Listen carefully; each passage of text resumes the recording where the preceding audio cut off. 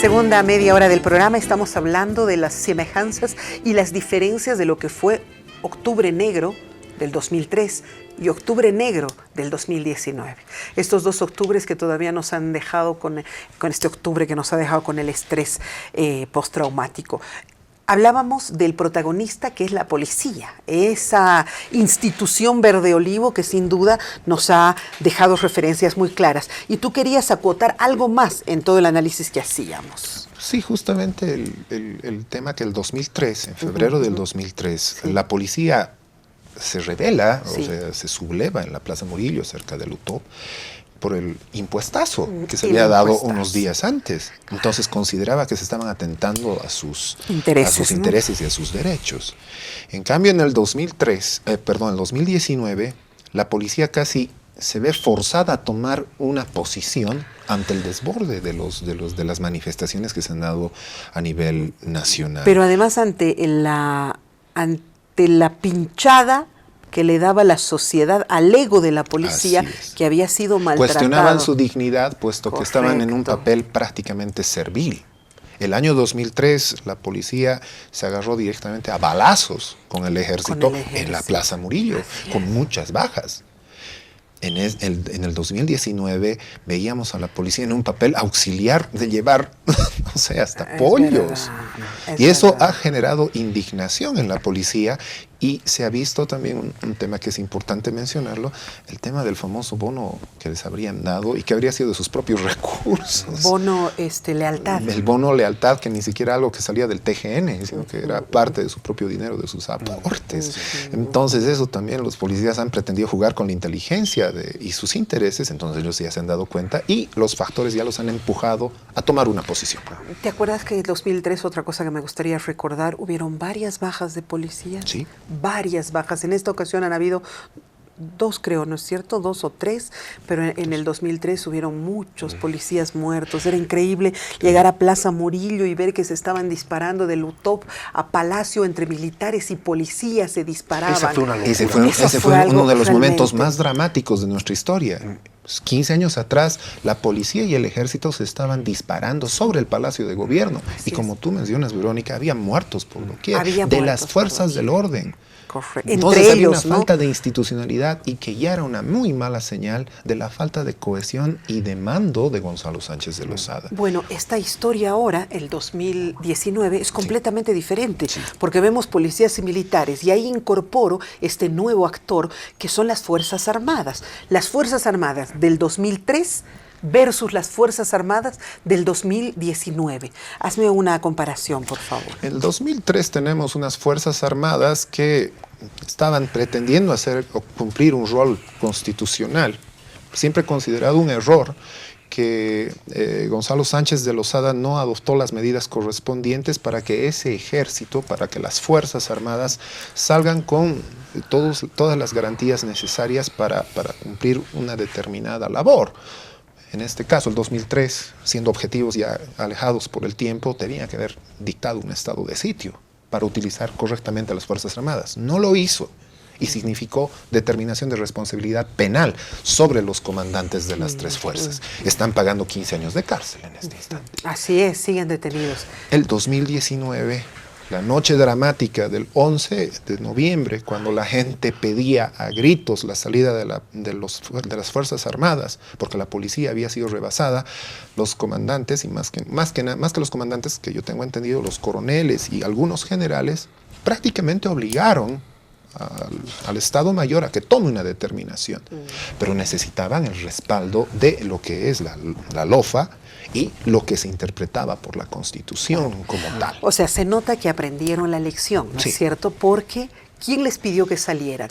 Les pidió la presidenta, les pidió Camacho, que en ese momento estaba como un gran protagonista, la población pedía gritos y recién decidieron salir. La anterior vez salieron el 2003 salieron a un pitazo del señor Gonzalo Sánchez de Lozada, y eso fue lo que indignó profundamente a la población. Hazme un análisis también de este protagonista y de sus alianzas posteriores, ¿no? O sea, ahora ya no son enemigos, ahora son amigos. Bueno, creo que yo muchas veces me quejo, Roberto es testigo, de que la historia no solamente es para desfilar, sino para aprender, y generalmente los bolivianos no aprendemos. No solamente para desfilar. Sí, para horas cívicas, es para aprender. Buenísimo. Pero creo que realmente vemos ahora que hemos aprendido cosas. Sí. Por ejemplo, antes, en los 80, el general, digo, un general que se sentía enviado, todos se sienten en Bolivia, es desde el gen elegidos de Dios, sí, lo sentimos todos de alguna forma presidenciables, ¿no? Y los generales en los 80 lo eran así, entonces yo tomo el poder, todo eso, y de salvar, además, con esas frasecitas, un gobierno de reconstrucción, un gobierno de cohesión, un gobierno de unidad, ¿no? Siempre el mismo discurso desde hace más de 100 años. Ese es el tema. Y antes un militar entraban sin necesidad de una firma. Eso es lo que pasó, y por eso están pagando ese gran digamos, pecado los generales, los comandantes que estuvieron en el 2003. Ahora se necesita una firma. Y lo que se sabe por varias fuentes es que el presidente no iba a firmar, el expresidente Morales. Entonces los militares no iban a salir, porque el salir sin una firma, eso en el futuro los condenaba. Uy.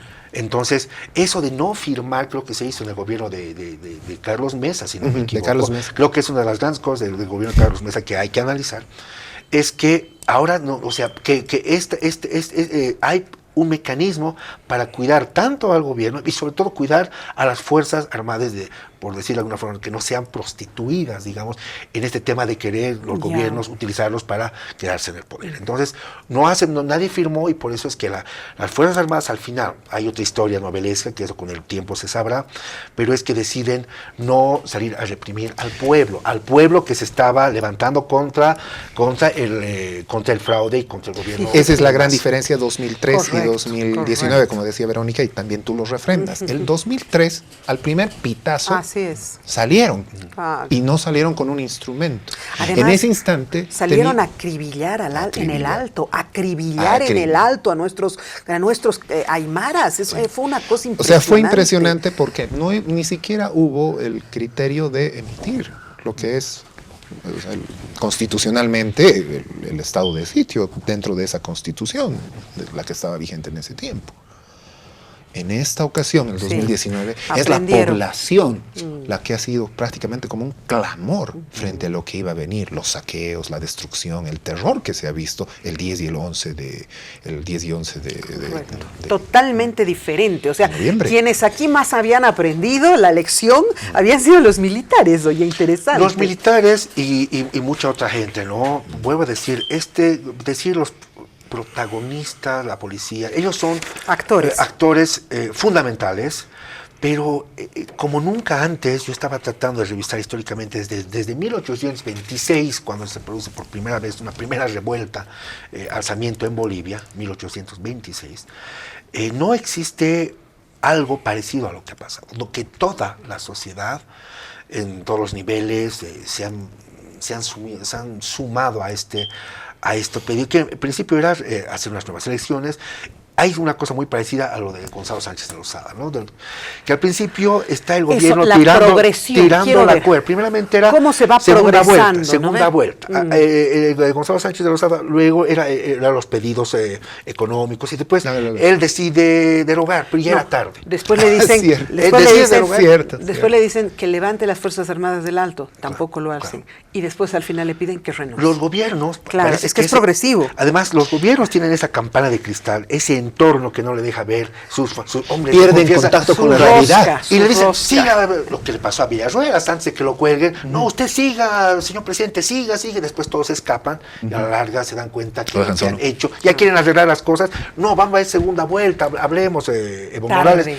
Cuando ya prácticamente ya la precipitación de los hechos. El 2003 recuerdo que en esa semana de octubre, Gonzalo Sánchez de Lozada hacía sesiones a cuentagotas, ¿no? Vamos a hacer una especie de referéndum, pero no va a ser vinculante, no le aceptamos. Ya, voy a llamar a la Asamblea Constituyente, no le aceptamos, renuncie. Y se puso testarudo el pueblo y renuncia. Es que no escuchan al primer momento.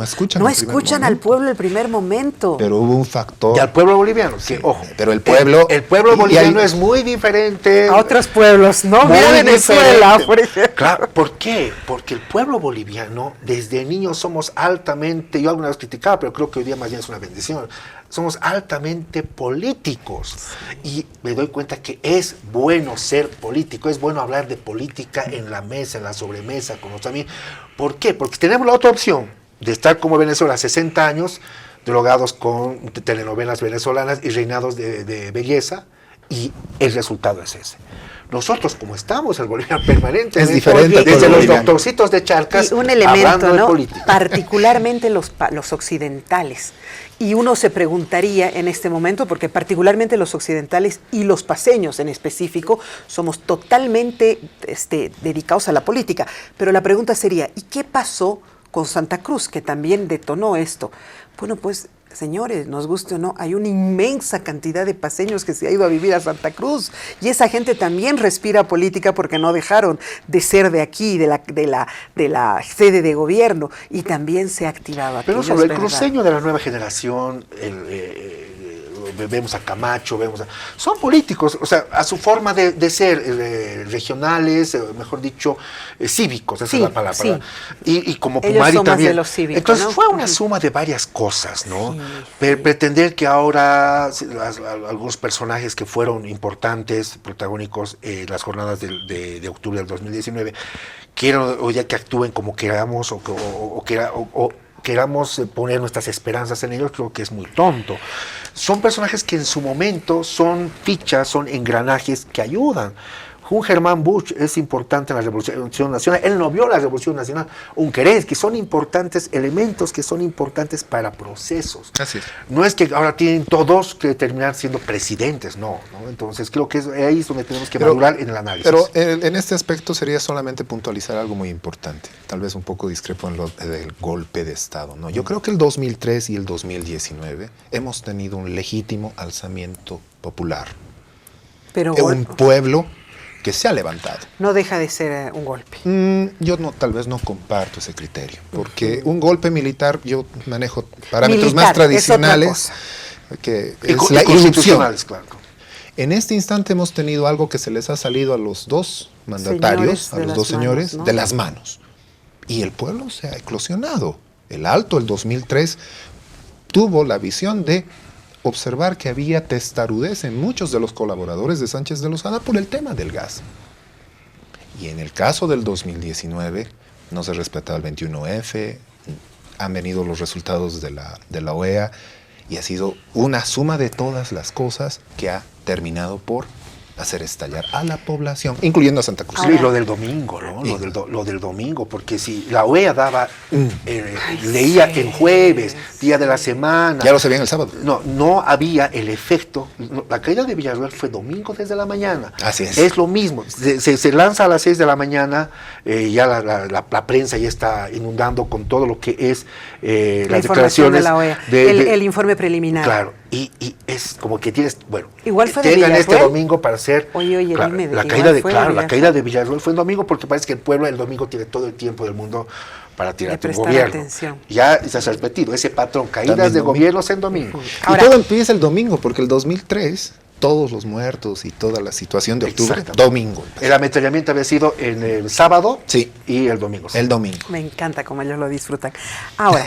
No disfrutamos, nos apasionamos. Sí, lo el disfrute, no, nadie puede disfrutar semejante sino de recordar la historia, ¿no? De conocerla y los parangones que hay ahí en el medio. Bueno, señores, aquel caballero, don Gonzalo Sánchez de Lozada, nunca más se lo perdonaron. Nadie hizo reuniones, nadie se unió después de él, nadie convocó a actividades después del señor Gonzalo Sánchez de Lozada, nadie lo reclamó, por el contrario, lo expulsaron de su propio partido político. Don Evo Morales, lo extrañaron, la gente en el Alto dice que se siente huérfana porque se ha ido su papá. Han hecho reuniones para poderlo traer nuevamente, están pidiendo que regrese al país y además lo han nombrado jefe de campaña de la próxima elección. O sea, aquí hay una gran diferencia entre un liderazgo y el otro. Hazme un análisis. Gonzalo Sánchez de Lozada ya no tenía el respaldo del 2003 de sus bases más cercanas. Ni de su propio partido, Ni de su propio partido. Fue totalmente abandonado y quedó huérfano. Es que nunca fue líder del MNR. No fue nunca líder del MNR. Eso es importante. Él era parte de un nuevo grupo que se había formado posteriormente. El caudillo era Paz Extensor. Paz Extensor ya había muerto el 2001. Lo más importante es diferenciar. Gonzalo Sánchez de Lozada se fue y ha sufrido las consecuencias de sus propios errores. En un repudio de toda la población. Un repudio absoluto de todos ¿cierto? por su falta de visión, por la falta de criterio para manejar el Estado como tal en un momento tan delicado y no tomar decisiones que puedan ser consensuadas. Y porque no representaba a nadie, ¿te has dado cuenta? Sí, no representaba a nadie. No representaba a nadie porque ya tenía muy, muy bajo su nivel de aceptación con sus propios copartidarios o conciudadanos. 2019 no podemos negar que Evo Morales tiene un importante respaldo una base popular. Social, tiene duda. una base que debió respetarse legalmente sin un fraude. Hablaremos claro. Tiene una importante votación, pero debía haberse respetado esa votación en unas elecciones transparentes. Así es. Aceptar el resultado de las urnas. El voto del pueblo es soberano, es sagrado. Por respeto a ellos mismos. Por respeto a ellos mismos, para una vigencia importante. Lo que pueda suceder posteriormente, Verónica y Pablo, depende mucho de lo que va a venir en cuanto a la judicialización que se va a ver posteriormente. Tómese en cuenta un importante factor. Evidentemente va a participar en estas elecciones el MAS como tal. Lo van a hacer, pero va a ser hasta que se tenga una sentencia ejecutoriada respecto a los delitos de fraude electoral que se han cometido. Va a llegar un momento que se va a De todas maneras, no se va a determinar que don Evo Morales ha hecho el fraude. No se van a encontrar cientos de otros responsables, pero van no a ver, don Evo Morales. Van a haber responsables, pero que van a orientar a una pregunta que legalmente es determinante. ¿A quién benefició el fraude? Así puede ser. ¿A quién benefició el fraude? ¿Al órgano electoral? No. ¿A los mandos medios? No. Claro, el presidente. Hay alguien que se ha beneficiado o tenía que ser beneficiado con ese fraude. Pero queda todavía la parte judicial, respetar el debido proceso, que se tenga una sentencia. En los dos casos existe una vinculación judicial. Sánchez de Lozada es sujeto a un proceso de responsabilidad y no descartemos que el señor Evo Morales también va a ser sujeto a un proceso judicial de responsabilidad. Lo va a hacer.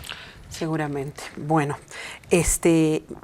no sé si tú quieres hacer también un análisis de estos dos protagonistas. Bueno, hacer un análisis... Y sus momentos posteriores. Es muy complicado hacer un análisis. Ha pasado hace un mes recién que el expresidente Morales se fue. El escenario es muy diferente, tú lo has dicho bien. O sea, Morales ha trabajado y el MAS ha trabajado en justamente hacer del personaje necesario, digamos, en ciertos sectores, como esto del paternalismo, lo que tú mencionabas, ¿no? Sí. Te digo una cosa, me dice la gente, cuando subo al alto y me veo con la gente del pueblo más humilde, me dice, igual que cuando tu papá se ha muerto, comadre, estamos huérfanos. ¿Te das cuenta de esa lógica de esa gente? No podemos desconocerla. Pero la diferencia es que Carlos Palenque nunca fue pues presidente, o sea, fue un liderazgo pero ese es el genuino. Es el sentimiento que la gente tiene. Pero eso va también el tema del adoctrinamiento, y no podemos negar que por muchos años se ha hecho un culto de Evo Morales, ¿no? O sea, de acuerdo, pero eso está ahí.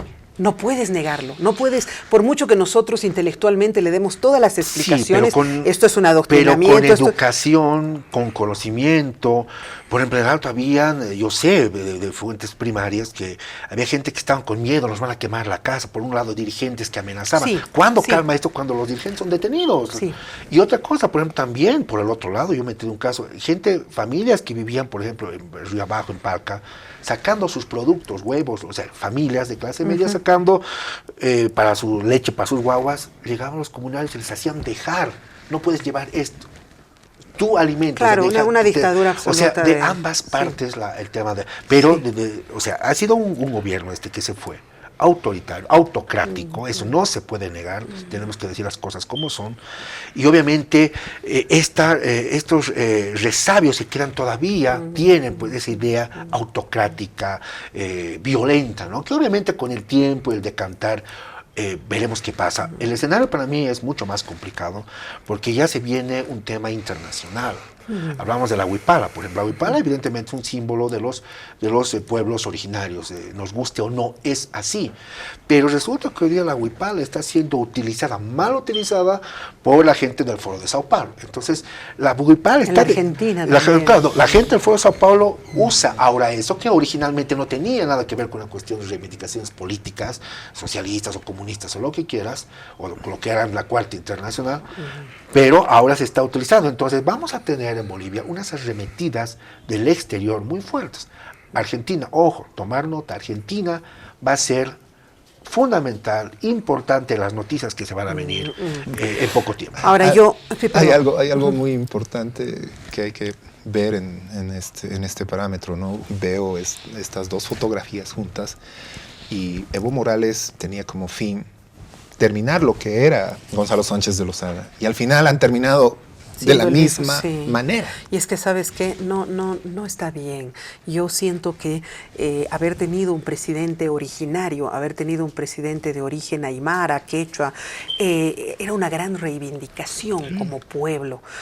Evo Morales no merecía, no debía salir así. Él tendría que haber salido de la mejor manera. No era lo mismo un gringo que apenas hablaba el español y que era nuestro presidente, a tener un hombre, como dijo un periodista argentino, el único hombre que se parece realmente a los bolivianos. Es que tú lo has dicho. Él debía haber puesto un final y hubiese salido de la mejor forma. El 21F era el final. El 21 era... Y hasta le preguntaste al pueblo, el pueblo te lo dijo, ¿por qué no escucharon? Él debía haber dejado la presidencia de la mejor manera. Vamos a tener un poco nosotros ahí todos que hacer una autocrítica muy fuerte y ver eso. ¿Por qué Evo Morales merecía y Gonzalo Sánchez no merecía? Evo Morales era tan boliviano como Gonzalo Sánchez de Lozada o como el Mariscal Santa Cruz. Y tenemos que despojarnos de esos paternalismos. No, yo no pienso eso. Sí, pero porque... Yo te escucho con todo respeto, pero no pienso Son bolivianos ambos. Uno hablaba mal el español, el otro también. Con la diferencia de que uno hablaba mejor el otro idioma foráneo y el otro hablaba mejor el idioma original. Otra cosa, Vero. Evo Morales no hablaba ni aymara ni quechua también. El Mariscal Santa Cruz, Evo Morales sí habla, pero no hablaba en público. Yo creo que tenía vergüenza de hablar. Pero el primer presidente indígena fue el Mariscal Andrés de Santa Cruz y Calomana. Nos guste o no, hablaba aymara, hablaba quechua, hablaba francés y hablaba inglés y español. Ese era el Mariscal Santa Cruz. El primer, lo denominaban en su momento el cóndor indio, y él se sentía el cóndor indio. El primer ministro de la Gran Bretaña dijo, tengo más respeto ante este indio que ante el propio rey de Inglaterra. O sea que nosotros, querida Vero, hemos hecho nosotros, o sea, como sociedad, que por ser indio, por ser original, todos somos originarios, tenemos que empezar a quitarnos esas taras mentales, de que uno es más. Aquí en Bolivia no hay ciudadanos de primera, que es originario, que yo lo escuchaba a Félix Pazzi, que decía, no, yo tengo más derechos, me parece una barbaridad. Todos somos bolivianos. Todos somos bolivianos porque la Constitución, porque si no estaríamos liquidados. Boliviano de primera, porque es original, boliviano de segunda, y un boliviano inmigrante que tiene un apellido croato-alemán, también tiene el mismo derecho. Quiero aclarar un poco que yo no estoy comparando don Evo Morales con el resto de los bolivianos. Lo estoy comparando don Evo Morales con don Gonzalo Sánchez de Lozada. Ambos. Porque estamos haciendo un parangón entre ambos dos. Yo soy tan boliviana como don Evo Morales, aunque tenga los ojos claros y el cabello, yo no sé bien qué color es mi cabello, pero soy igual de boliviana que él. Estoy haciendo referencia al otro señor. Los dos se fueron escapando. Yo creo, Verónica, que el tema es que los dos han sido formados de diferente forma. Para mi criterio, ambos son bolivianos. Pero el uno tenía una formación mucho más, digamos, cultivada, extranjera y foránea, claro. No adaptada a nuestra realidad. Que funcionó el 93, 97 más o menos, se aplazó entre el 2002 al 2003. La capitalización fue un desastre. Fue un desastre la capitalización. Ahí está, qué poco cariño por lo nuestro. Él es también boliviano. Ha tenido grandes aciertos. Y errores también. Pero errores grasos. Los dos se parecen mucho, porque al final han terminado cometiendo los mismos errores. Y no quisieron dejar el poder cuando el pueblo les dijo. Sí, exactamente. Y yo, ¿sabes qué? Tenía la esperanza de que don Evo Morales, un día que se vaya a ir, no se vaya a su chacra, como él decía, que se vaya al mundo entero a contarles la historia de Bolivia y que pasee por todos los continentes explicando lo que fue nuestra historia como bolivianos. Pero qué triste ahora lo tenemos fuera. O sea, muy doloroso para nuestra escucha historia. Tú que eres periodista y vas a ver, les aconsejo que vean a los bolivianos el primer discurso de Evo Morales cuando está jurando a la presidencia. Sí, muy... Ahí vamos a entender muchas cosas que no hemos querido ver, Muy racista, dices tú, muy lleno, cargado de odio, ¿no? Un presidente no puede gobernar con odio, sea de donde sea. Izquierda, derecha, cara, no, o sea, el odio, o sea, si tienes odio, mejor no gobiernas. Vean el primer discurso del presidente Evo Morales. Bueno, y para finalizar, entonces, por decirte yo ahí, para sacarte lo que acabas de decir, ¿vos crees que el Camacho no tiene odio? Todos los seres humanos pues, tienen odio sus cosas, seguramente, pero, a ver, analicen el discurso. Ojo, yo no lo estoy defendiendo a Camacho, es más, ni lo conozco, pero ¿en qué momento hay una bronca de él en sus discursos, en sus arengas? Ya la historia lo juzgará a su tiempo, ¿no? Como a todos, ¿no? Señores, ha sido un privilegio haberlos tenido. Fascinante el programa del día de hoy. De verdad nos hacía falta sacudirnos un poquito, porque nos guste o no, hemos aprendido. Hemos aprendido de 2003 a no cometer algunos errores. Otros no habían aprendido, se han aplazado, pero a tenerlos ha sido un privilegio. Gracias. Berito, qué placer. Como siempre. Apasionados como siempre. Sí, me encanta. Gracias, de verdad. Gracias. Un gusto. Ha sido, como siempre, tenerte nuevamente en el programa. Espero que vengas un poquito más seguido. Roberto, por favor. Muchas gracias, Verónica, por la oportunidad. Gracias a Pablo también. Y muy bonito programa. Muy buen programa, está así, interesante. Gracias por la sintonía y ojalá que, como todos los seres humanos, aprendamos cada día un poco más, porque no somos un producto terminado. Cada situación, cada hecho, cada momento que vivimos es un momento de aprendizaje. ¿Y sabe qué es lo que tenemos que aprender este último fin de semana? Aprender a dejar mejores ejemplos, porque mire usted qué triste, como estos dos jóvenes en los cuales se tenía tanta fe, Pumar y Camacho, habían estado con las mismísimas prácticas de aquellos viejos políticos de mi época, o todavía mayores. O sea que de aprendizaje dejemos buen ejemplo a nuestras próximas generaciones. Un abrazo, hasta la próxima. Si puedes.